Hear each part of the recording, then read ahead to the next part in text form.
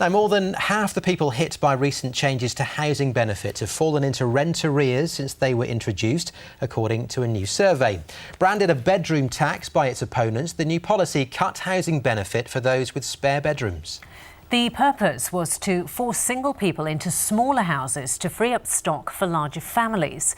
The survey of 51 housing federations says 60,000 people in the West Midlands are affected by it, and that 63% of those are disabled.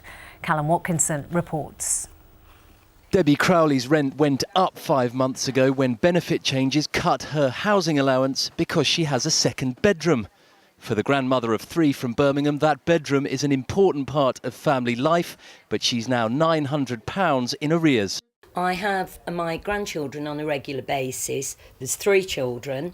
Between myself and the other nan, we help my daughter-in-law because she's now gone on for further study in the hope of getting a job as well.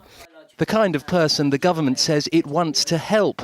But without childcare from Debbie, her daughter-in-law couldn't go to college. She'd be pressured. I don't suppose she'd have the time to study. And also, purely on the relationship with the children. And I think it's really essential that they see the nans. Her housing association won't move her to a one-bed flat anyway because she's in arrears. And she isn't alone. 60,000 West Midlanders have been affected and more than half are now behind with their rent, according to a survey by the National Housing Federation. What's worse, they told us at their annual conference in Birmingham today, their research proves the reforms target the vulnerable. What this shows is that 2/3 of all those families who are impacted by the bedroom tax have a sick or disabled person in the family. These people, they have specialised equipment and sometimes they do need that spare room. So clearly this ill-conceived policy is impacting on some of our most vulnerable families. 3 months of statistics show teething trouble, not long-term problems, according to a statement from the Department for Work and Pensions.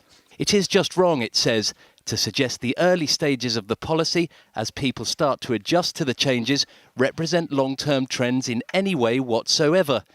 Debbie has just been given notice of possession because of her arrears, but she is about to start a new job. She's now frightened of losing her home and worries that a wage will only add to the uncertainty. Callum Watkinson, ITV News.